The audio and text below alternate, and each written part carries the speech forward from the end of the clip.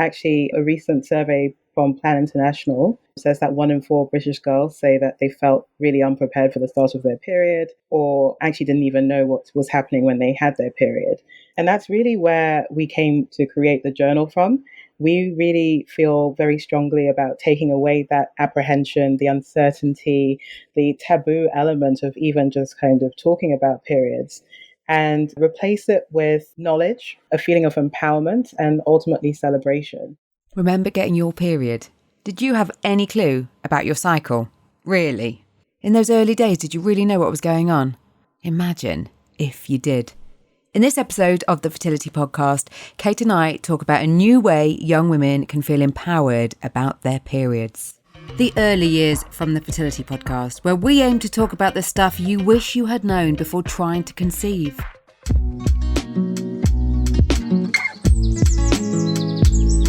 Now, as you know, the Fertility Podcast is all about empowering you in the next steps in your fertility journey. We're always delighted to find people who are on the same mission as we are. So we give a massive welcome to Merck, a new sponsor of the Fertility Podcast. They are a leading science and technology company with a rich history in the area of fertility.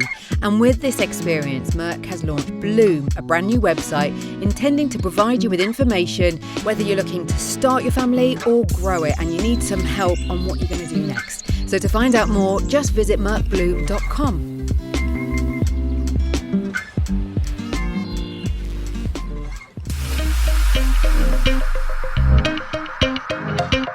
Welcome to the Fertility Podcast, which has one main mission: to educate you and empower you on the next steps in your fertility. I'm Natalie Silverman, a former patient and now a Freedom Fertility Formula Specialist, which means I'm helping you with your emotional well-being and mental health. And I'm Kate Davis, an independent fertility nurse consultant, and I help men and women to optimise their fertility to conceive naturally or get ready for IVF. Together, we offer a ton of support, along with this podcast, which has now been running for 7 years. And you can now access even more of it by becoming a patron. Which means we'll be able to get to know each other so much better. Just visit patreon.com/The Fertility Podcast.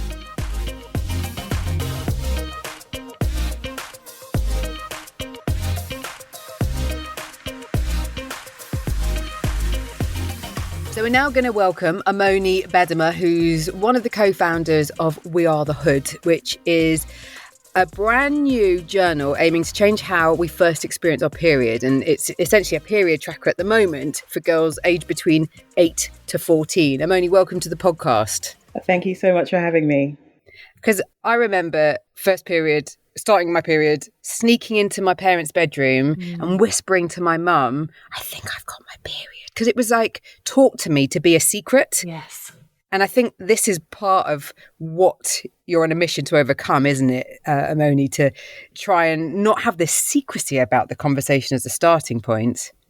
Yes, absolutely. And you'll be pleased to know that you're not alone in that experience. Actually, a recent survey from Plan International says that 1 in 4 British girls say that they felt really unprepared for the start of their period, or actually didn't even know what was happening when they had their period.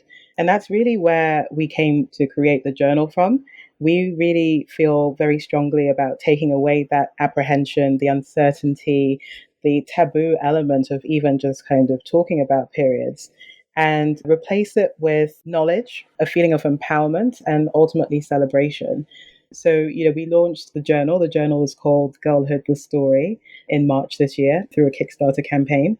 And we're really pleased with the reception that it's had so far. It looks as though we've truly stumbled across a need for young girls who really just want to talk or learn more or just kind of feel like a little bit more excited about their periods.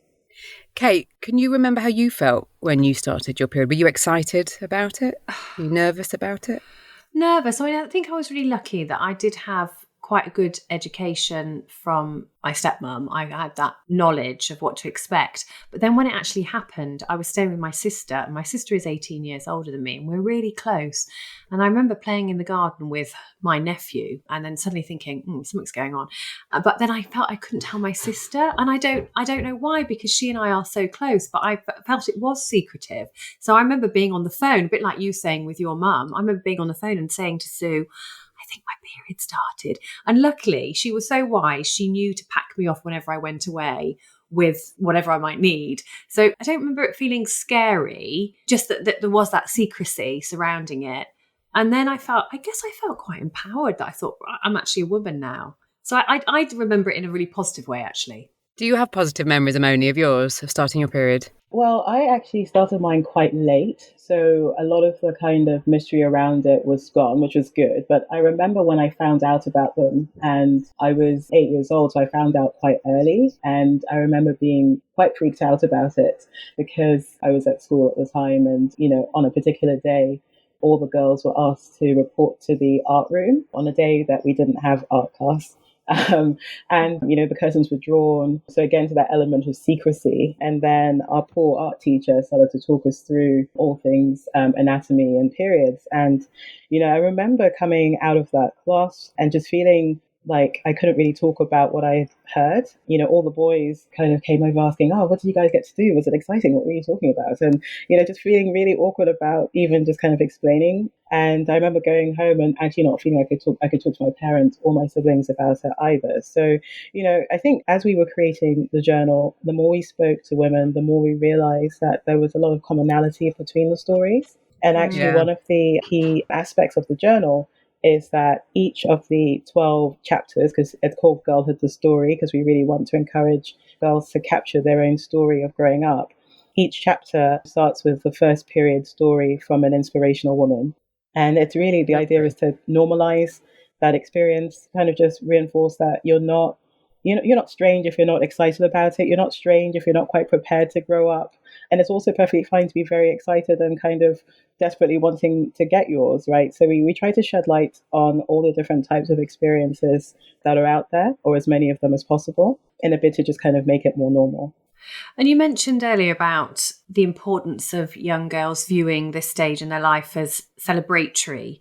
How do you hope that young women and their parents and other family members and friends, how do you hope that they would do this? So if I just take you back to the Genesis story, Maria has a niece who's 9 and she started a period last year. And Maria is my co-founder, sorry, I should have said. Maria Purcell remembers talking to a sister about how they could best support her niece at that time. And she started looking through all the resources that were out there and actually enlisted my help after a while, because it became very clear that there really wasn't very much out there to support young girls through their journey from girlhood into womanhood. And certainly nothing that was truly exciting, and it's not a criticism, but I do think for a long time, we've limited ourselves to, kind of maybe giving a pack of pads, potentially some chocolate and some painkillers as a kind of period pack. But we really felt like we wanted to kind of just do more. And, the journal is, a lot of love has gone into creating the journal. The first section really focuses on the educational bits, so covering the basics of anatomy and periods and nutrition, and actually even just the different period products that are out there. But throughout, there's lots of space for creativity and space to color in. Natalie mentioned that there's a period tracker in there. There's also a mood tracker. And the idea is really to just bring a lot of color and life into the whole experience. And we've also created a guide for parents in terms of how to gift it. So you can just kind of make that whole moment a bit more special and, make it easier as well for dads to get involved. It's important that we create a space where girls feel comfortable speaking to their parents about what's happening. And that parents feel comfortable speaking to their daughters about it. I'm so pleased that you mentioned the dads in there as well, because, our modern families come in all shapes and sizes. And so we don't want to just assume it's going to be a mother-daughter conversation at all. So it's just normalizing it. And I love that you've kind of made it such a celebration and such a creative thing, and something that hopefully becomes a really enjoyable and fascinating experience to learn about it, because I know that my awareness of my own cycle over the years has been, really questionable until when I needed to understand more, and I am amazed that I didn't understand it earlier. So I think this is brilliant. Yeah. When you say about parents and kind of opening those discussions up, have you experienced any negativity from parents who don't feel that these types of discussions should be encouraged? And the reason why I say that is over my, career, I've worked in contraceptive health and would often, unfortunately, be consulting young girls of the age of 13 who, perhaps were thinking about starting to have sex or were having sex. And even, that obviously was a huge area of concern often. But certainly we know in the UK that parents don't want those discussions often to be had because they feel that is then encouraging young people to become sexually active. Whereas in the Netherlands, for example, where they have a really, really low teenage pregnancy rate, they're really open about talking about periods, about sexual health, about sexuality. But have you experienced any negativity so far? Not so far, but I guess we're still quite a young company and quite a young product. We launched the journals in March, and, largely the response we've had, if not like completely, has been very positive. I'm not just saying that. I think there's really not very much like this out in the market yet. And we do, as a guide, advise the age range of 8 to 14 as being the kind of ideal time to gift the journal or to receive it. I can sympathize with that view, though. I think it can feel very awkward, not just for the girl who's kind of either got her period or waiting for it, but it can be awkward for parents as well. And like you said, I think that we often tie the subject of periods very closely to the subject of sex. And, they're not intrinsically tied as such, but we do think it's important for girls to be aware of, their body, the fact that a period actually does come with the added responsibility of fertility in most cases. We've tried to keep it very fact-based, just to kind of make sure that we're providing information. But, I think each parent has to decide. We hope that, parents will actually kind of take the time to go through the journal themselves and feel comfortable about the information that's in there. And, some of our customers actually do walk through with their daughters, as a way to just kind of get the conversation started. We actually offer through our website a hard copy of the journal, as well as a digital copy of the journal. And the hard copy retails for £20 and digital copy retails for £5. So again, if a parent is curious and just wants to understand more about the content, that's a great way, the digital copy, to just get a bit more comfortable and familiar and maybe psych yourself up a bit for the conversation as well. I guess it is that nervousness of your daughter coming to you going, and what's this? Because you mentioned anatomy and you mentioned facts and it all being very creative. Can you just tell us a bit more about some of the useful tips and pointers that are in the journal? Yeah, for sure. So actually the first section of Girlhood, the story, focuses on puberty and female health education. So we think it's really important to not just cover the basics of anatomy and, kind of just the kind of fundamentals of a period, but also to quash some of the myths that are out there.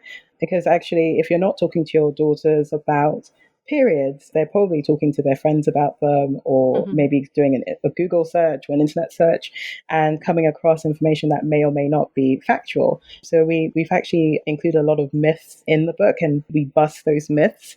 So things like, is it okay for me to have a bath when I'm on my period? That's the sort of question that we might tackle in there. We have also, as I mentioned before, created the journal so that it has chapters. There are 12 chapters. It's a dateless journal. So if you get your journal in March, you can start it in March. If you get it in August, you can start it in August. And each chapter starts with a story from an inspirational woman. So we have writer and activist Scarlett Curtis as one of the contributors of a chapter story. And we have Gabby Edlin, actually from A Bloody Good Period, the CEO of that organization. Deborah Joseph, who is the editor of Glamour magazine. So we've gone for a range of different women, just kind of sharing their own stories. And I think I mentioned before that we've got a mood tracker in there. Really important that, we can start to understand a bit more about how our cycle might affect the way that our mood is. It's interesting that you say like you're still learning about that, or you learned about it fairly recently. I feel like I'm still learning about that every day, but it's very interesting how there's almost a superpower hidden in there somewhere that you can unlock if you understand better how your mood might change in the month, and kind of just build your schedule and your routine around that. Yeah, totally. Because also all too often you're like in a foul mood reaching for the chocolate and then realise especially in lockdown, and then you realise the day and you're like, right, okay, now I understand what's going on. And you're absolutely right. I'm fascinated by that. And I think that, Mother Nature has given us these amazing cues, if you like, to understand our bodies better. But it's things we're not told in school. We're not told about that. And that's why this is so good that you've got this ability to share this knowledge. You mentioned, Amone, there about myths, which obviously is a huge area when it comes to periods. How do you cover in the book, or do you cover in the book, the kind of different cultural differences and how there might be different myths associated with different cultures as well? So I mean, I think that we've gone for like a range of different myths spread throughout the journal. So if you like, in each chapter, you'll find a different myth that's dispelled within there. And we try to go for the ones that we found through research came up most commonly. It's true that there are cultural differences at play, and that's something that we hope to dig a bit further into with further products, another iteration of the book or perhaps another product entirely. But we do think that it's important to cover off different cultures, also potentially different age ranges, right? Because as we've come out with this journal, we have had older women come to us and say, actually, we would have not only loved something like this when we were growing up, but actually we quite like something like this now. Absolutely. Yeah. So is that the plan next, the kind of different age groups? And we're curious as to whether there's any info for boys as well.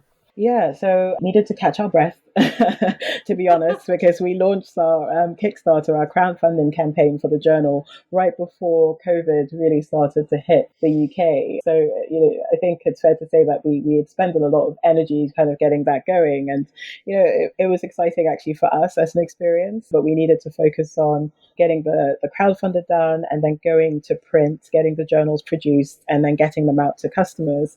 So, we wanted to take a moment to reflect a bit on where we would go next, but we feel like the right next direction is to start looking at other audiences. So, looking at potentially women 18 to 35 as an audience, other age groups as well. And although we have heard a call very strongly actually for, maybe a version for boys, but the Hood, the company that Maria and I have founded, really believe in how we can look to redesign the world with women in mind. And so it's fair to say that our primary audience for now is women, but we'll see how things go and see if we might do something for boys as well. And would your ultimate dream be to get those journals into schools? I mean, for sure. I think, our ultimately, we really want to get this book to as many girls as possible. And the UK is our primary focus market, but, why not get it as far across the world as we can? We have had some people purchase internationally as well. Schools, we think, are a natural place for the journal. So, that is an area that we'd love to explore further. As a way to support the PSHE curriculum. I think that girlhood would be a fantastic asset. So yeah, look, we're open to all of those, and we're starting to explore some of those avenues. Great, yeah. So best place for people to kind of find out, get the journals, learn more about what you're doing. Give yourself a good old plug. So Girlhood the Story is available to purchase through our website. So that's wearethehood.com. But it's also available on Amazon, also available on Etsy. You can purchase through Instagram as well now. So you can follow us at We Are The Hood on Instagram. And look, we're excited about it. We hope that everyone else is. And if anyone's interested in talking some more, we're always very curious to understand more about the customer experience. And, we'd be more than happy to talk. I mean, I just think for a lot of our audience who have had their own struggles understanding their cycle, even if it's something they could buy for a niece or a friend's daughter, because having been through the infertility experience and kind of wishing, you could go back and understand things a bit better, I think there'll be lots of people really keen to kind of, share the knowledge that you guys have put in this lovely looking journal. So nice work and good luck with it. And it's really nice to chat with you about it. Thank you. Thanks so much for having me. We really hope you enjoyed the show. All the info of our guests will be below this episode in whichever podcast app you are listening in. And remember, if you do one new thing today to help you get even more support on your fertility journey, why not become a patron of this podcast? Just visit patreon.com/The Fertility Podcast.